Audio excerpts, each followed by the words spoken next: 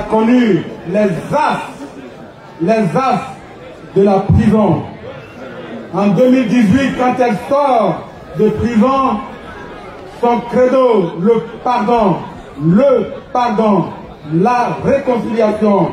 En 2022, elle crée un instrument puissant de conquête du pouvoir. Elle crée le mouvement des générations capables, MGC.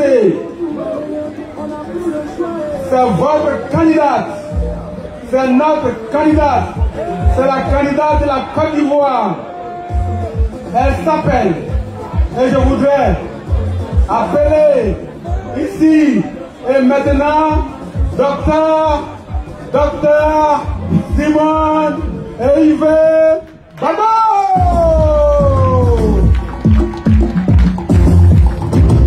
Le pauvre chantier aura plus d'honneur que le Chava et ma dobre prod. Le morceau, dans la vie, il y a ceux qui gagnent, mais il y a ceux qu'on appelle champion. C'est ça, on dit, on est ensemble. Mais vite, on n'est pas mélangés. On peut avoir le même boulot, il y a le même salaire, mais pas le même étoile. On peut habiter le même quartier, mais tu auras l'impression que Elle est là pour vous, elle est là maintenant.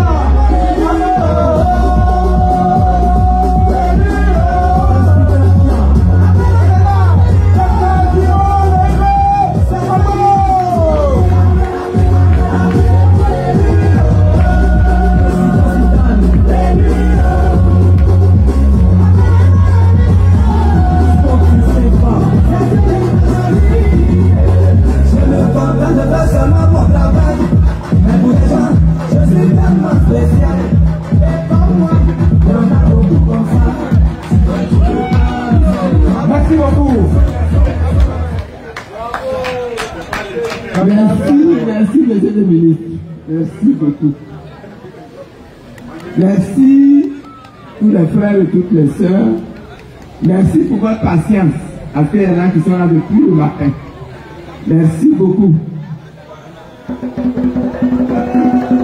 C'est avec beaucoup de joie que je me retrouve ici, dans ce village, aujourd'hui.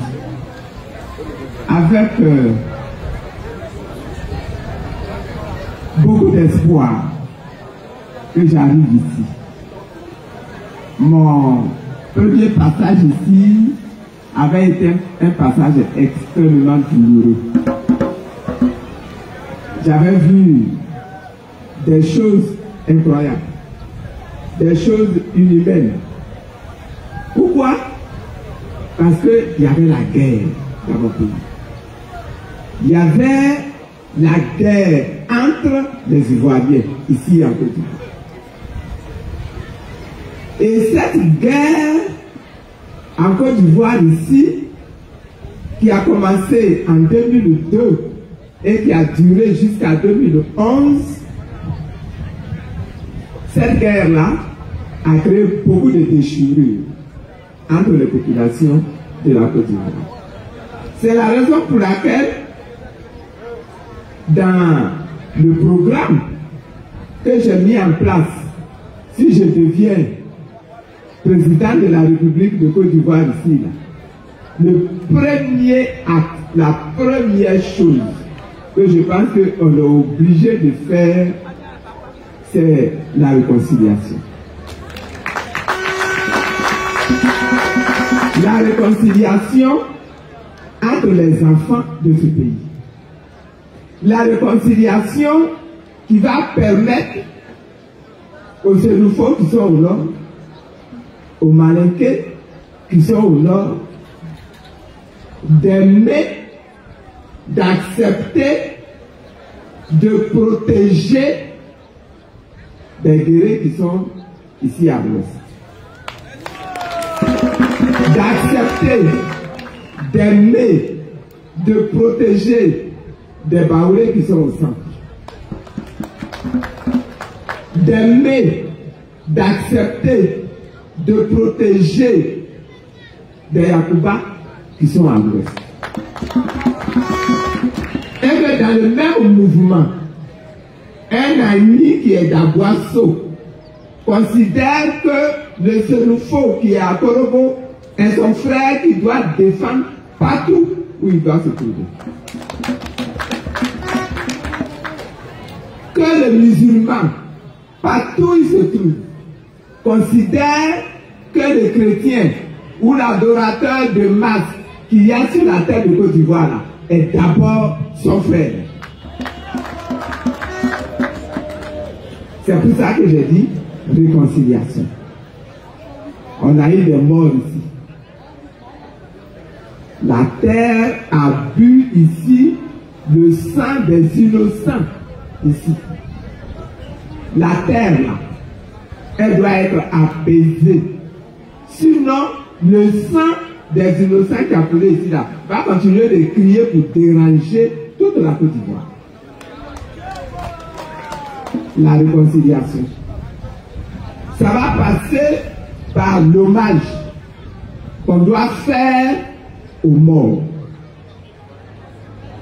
Par la consolation qu'on doit apporter aux personnes qui ont été touchées, qui ont été blessées, qui ont été humiliées et qui ont pleuré et qui quelquefois continuent encore de pleurer.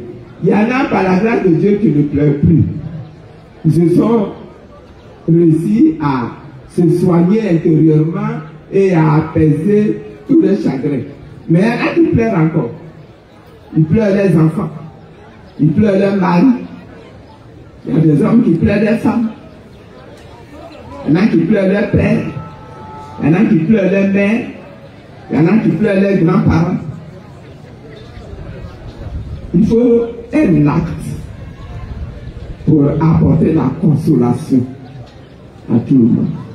Ce que je voudrais demander, c'est que ceux qui ont été touchés comme ça dans leur cœur, ils acceptent de pardonner. Il n'y a pas d'autre solution.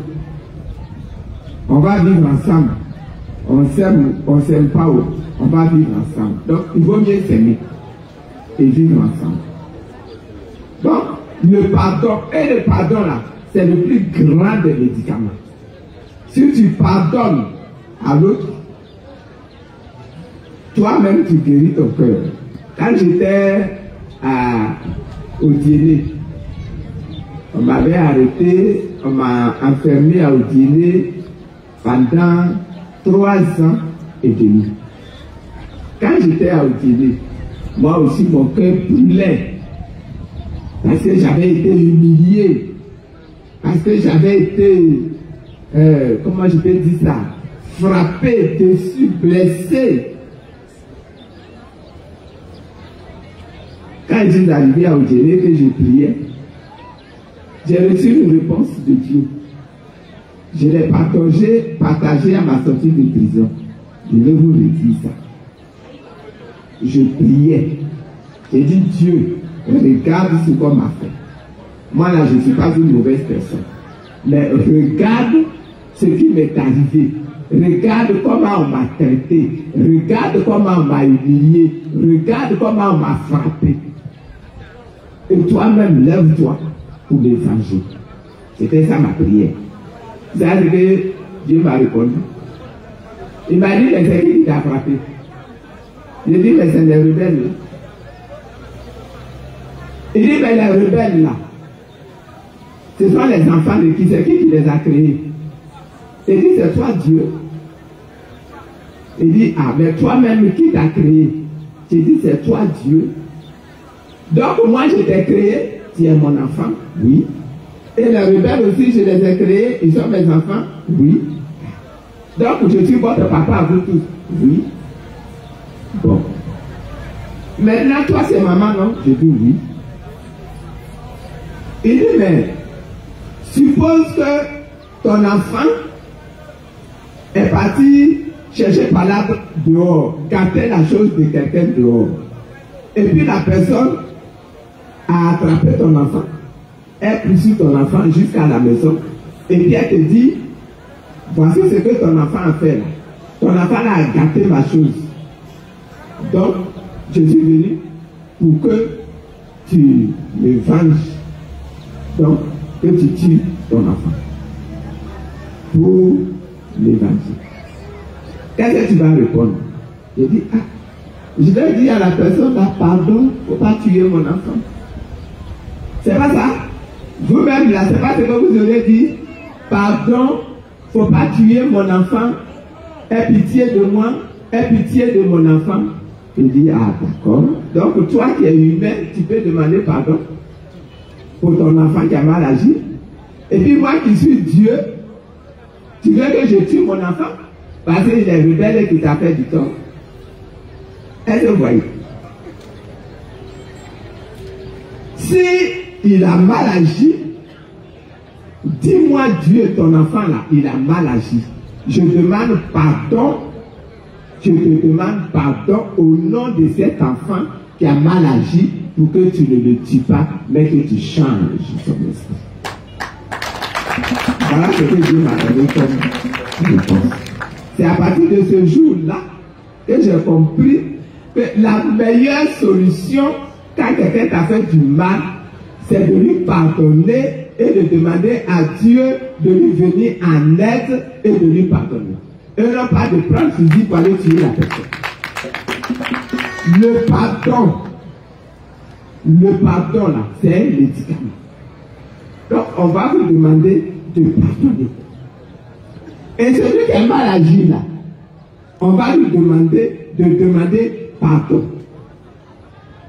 Celui qui a mal fait, il faut qu'il demande pardon. Et quand il va demander pardon, toi qui as été blessé, il faut accepter de le pardonner. Réconciliation. Si on n'arrive pas à se pardonner en Côte d'Ivoire ici pour ce qui est arrivé, demain, la moindre petite étincelle et les choses vont encore se gâter parce que le cœur sera encore chargé. Deuxième chose dans la réconciliation, les morts, je l'ai dit tout à l'heure, il faut leur rendre hommage. Ils sont 1000, ils sont 2000, ils sont 3000, ils sont 10 000, ils sont 20 000, ils sont 50 000, il faut leur rendre hommage. Et pour ça, je vais venir vous trouver parce que c'est ici là qu'il y a eu le plus de morts. Pour qu'ensemble on décide comment on rend hommage aux morts. C'est en rendant hommage aux morts que l'âme des morts là va être apaisée. Et que la terre va être apaisée. Troisième chose, pendant cette guerre-là, les gens ont perdu leurs biens. Il y en a qui ont perdu même tout le village. Tout le village a été brûlé. Guitrouzon ici, le village a presque été brûlé. Ah, petit Dieu-Poué, on a eu beaucoup de morts. On a été obligé d'enterrer des morts et des morts et des morts. À Dieu-Poué Carrefour, il y a eu des morts. Mais dans d'autres villes de la Côte d'Ivoire, il y a eu également des morts. Mais il y a eu beaucoup de biens qui ont été détruits. Il y a des gens qui ont perdu leur maison complètement. À Boaké là-bas, il y a des gens qui ont perdu leur maison totalement. Ici même, il y a des gens qui ont perdu leur maison. Il y a des gens qui ont perdu leur plantation totalement. Il y a des gens qui ont perdu leur emploi. On les a renvoyés de leur travail. Il faut faire ce que j'appelle la réparation et la restitution, si c'est possible. Donc voilà un petit peu pour la réconciliation ce que je vous propose.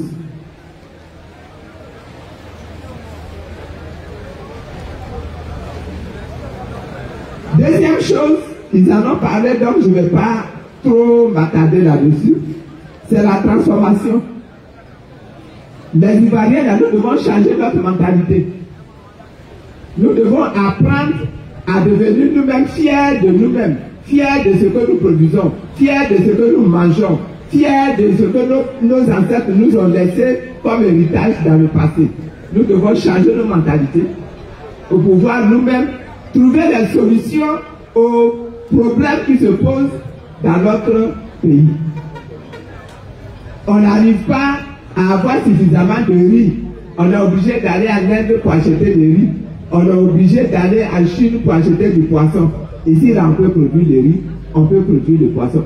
Comment on doit faire pour produire le riz en grande quantité, pour produire et pour élever le poisson en grande quantité? Je suis sûr que la solution là, Dieu nous a donné ça, ça est dans un coin de notre tête. Il faut qu'on apprenne ensemble à faire ça. Aujourd'hui, on considère que c'est les planteurs de cacao, les planteurs de café, les planteurs de VA, les planteurs d'anacarde, c'est eux qu'on appelle planteurs. Mais les femmes qui produisent la tomate, les femmes qui produisent l'aubergine, les femmes qui produisent le piment, les femmes qui produisent le manioc, on ne les appelle pas grands planteurs. Pourquoi? Alors que c'est ce qu'elles produisent là. C'est ça qui nous sauve tous les jours. Je ne connais pas quelqu'un ici, dans le pays où elle est là, qui tous les jours prend le cacao, et puis c'est ça qui est sa nourriture le matin, sa nourriture à midi, sa nourriture le soir, et puis il est en bonne santé, et puis il est heureux, et puis il va chercher sa femme, il lui vient, et puis il lui donne encore du cacao à manger, il fait ses enfants, il leur donne du cacao à manger. Je ne dis pas d'argent du cacao, hein, mais je dis du cacao lui-même. Parce que ce n'est pas ça qui est leur nourriture. Leur nourriture, là, c'est le riz. Leur nourriture, c'est la tchéquette. Leur nourriture, c'est le manioc. Leur nourriture, c'est la tomate. Leur nourriture, c'est le taro, etc., etc. Le riz, j'ai déjà dit le riz. Mais le prépa, c'est ça qui est notre nourriture.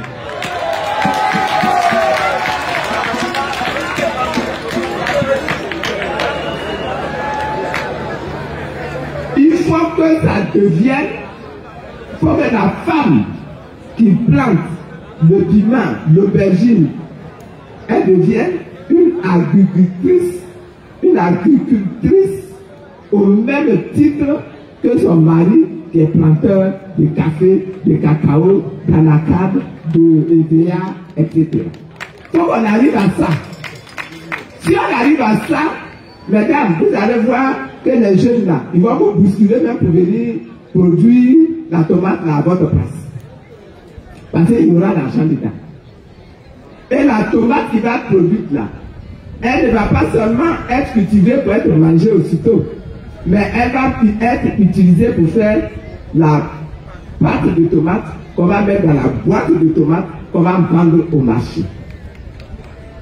Est-ce que vous voyez? C'est ce que j'appelle transformer notre façon de faire, transformer notre façon de vivre, transformer les rapports que nous avons avec l'argent et avec les ressources. Tu as donné tout à l'heure l'exemple du cacao. On cueille le cacao, on récolte le cacao, on sèche le cacao, et puis on va vendre le cacao la brute. Bon, aujourd'hui, grâce aux élections, on dit que le cacao est devenu 5 000 francs. C'est bon, on est content. Ah, c'est 2 800. C'est même pas 5 000 francs. Est-ce que vous voyez?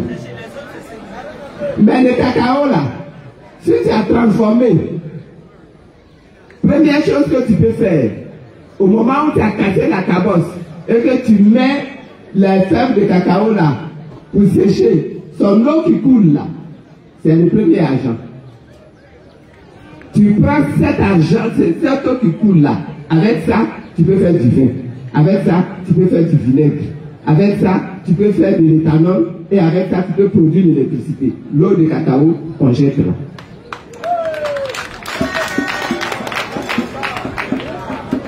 Ensuite, la fève de cacao même, on l'a séchée. Quand tu l'as séchée, tu prends ça comme ça, et puis tu vas vendre au blanc. Aujourd'hui, ce n'est plus tellement les Français, mais c'est les Américains. Tu vas aller vendre ça. Et ils font quoi avec? Ils font du chocolat. Mais au moment où ils vont faire du chocolat, là, ils enlèvent la graisse. C'est la poudre là qu'ils prennent pour faire le chocolat. La graisse là, ils prennent pour faire beaucoup d'autres choses. On fait des produits de beauté avec. On fait de l'huile avec même pour manger. On fait des médicaments avec. Vous voyez? Quand vous êtes sorti de là, la cabosse de cacao, vous l'avez jeté. Mais la cabosse de cacao là, on prend pour faire du charbon. Ou bien on prend pour faire de la potasse. Ou bien on prend pour faire de l'engrais. Voilà, tout ça c'est l'argent qu'on a jeté. Hein. Tout ça c'est de l'argent qu'on a jeté. Donc rien qu'avec le cacao là, on peut transformer complètement la vie des gens ici à Djibouti. Des usines ici à Djibouti qui vont donner du travail aux jeunes à Djibouti.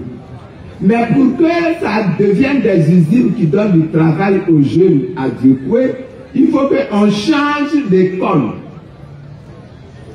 À l'école, on va aller apprendre aux jeunes comment on transforme le cacao.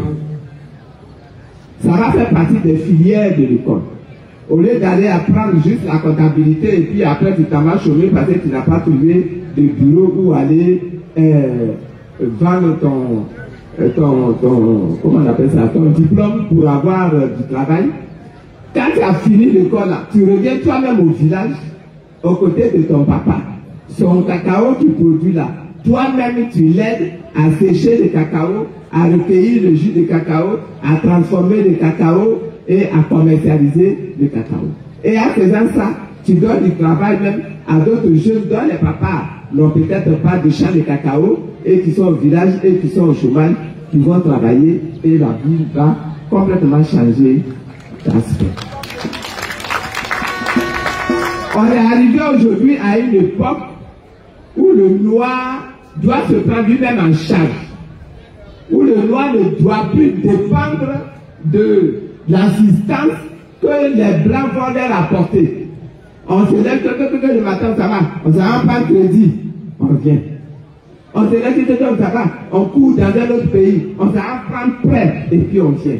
Nous les Africains, Dieu a mis sur notre sol, dans notre sol, dans notre sous-sol, tellement de richesses que normalement là, c'est les autres même qui doivent venir demander l'argent chez nous. Il faut changer notre mentalité. Et c'est ce que je vous propose comme contrat.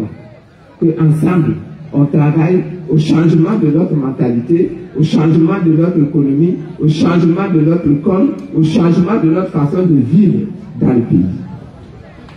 Et à ce moment-là, si on fait ça, on devient nous-mêmes les propriétaires de nous-mêmes.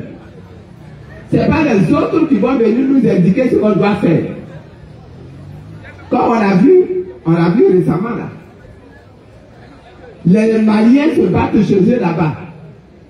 Et puis on nous dit ici, il faut former des jeunes pour aller combattre contre les Maliens. Mais c'est les Maliens chez eux, ils font leur parole chez eux, c'est leur problème. Pourquoi nous on va se lever pour aller là-bas? La même chose ici. Quelqu'un qui est à la tête du pays, il ne plaît pas. Donc, on va chercher l'ONU pour envoyer son armée ici. On va chercher l'icône pour envoyer son armée ici, pour venir combattre ici. Et tout le monde tremble. Nous, les Blancs, c'est eux qui sont les plus forts. Mais les Blancs, là, ils sont forts parce qu'eux, ils ont confiance en eux-mêmes. Nous, là, si nous avons confiance en nous-mêmes, et si nous apprenons à posséder la science, la technique, vous allez voir que nous, là, personne ne va nous manquer de respect. C'est ça.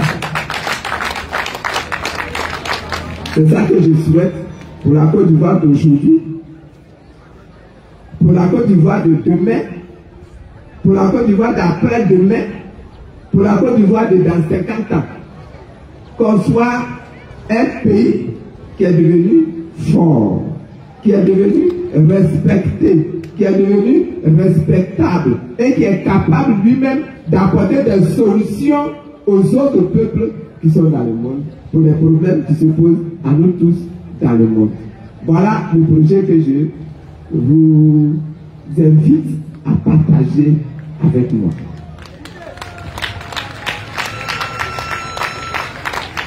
Et c'est pour ça que je dis que la Côte d'Ivoire, devant là, il y a beaucoup d'espoir, il y a beaucoup d'espérance, il y a beaucoup de possibilités devant. Mais ce que la Côte d'Ivoire va devenir demain, devant là, ça dépend de nous aujourd'hui.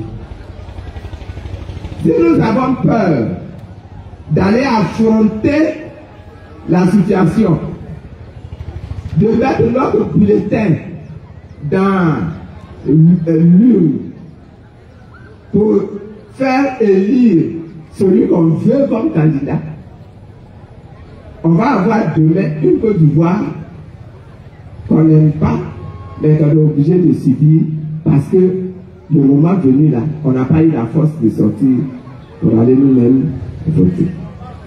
J'insiste pour dire qu'il faut sortir pour aller voter. Il ne faut pas croire que les choses sont déjà faites et que ça ne sert à rien, parce que de toute façon, c'est les autres là, ce sont les plus forts, c'est eux qui vont gagner. Celui qui dit ça là, c'est quelqu'un qui veut vous tromper. Il veut vous décourager pour que vous ne sortiez pas pour aller voter. Sortir pour aller voter là, c'est le seul devoir du citoyen le 25 octobre. Pour avoir le chef d'État, le président de la République, que lui-même son cœur désire. Et comme je sais que c'est moi que votre cœur désire.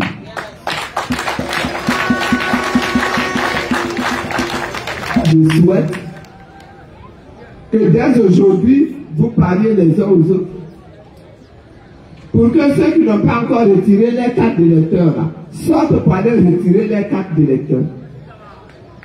Que vous ne vous laissez pas manipuler par des gens qui n'ont pas les mêmes intérêts que vous, hein, mais qui veulent vous décourager pour que vous restiez à la maison. Et puis comme ça, eux, ils auront la voie libre. Que vous sortiez voter, que vous allez récupérer vos cartes d'électeurs, que vous soyez présents dans le bureau de vote, et que le 25 octobre, on voit une Côte d'Ivoire qui est complètement changée, qui est complètement transformée. Une Côte d'Ivoire que nous avons récupérée et que nous allons bâtir ensemble, que nous allons apaiser ensemble, que nous allons, comment j'ai failli dire, purifier et sanctifier ensemble au nom vraiment de tout cet amour-là que nous avons pour la nation ivoirienne. Que Dieu vous bénisse. Que Dieu vous bénisse. Que Dieu vous bénisse.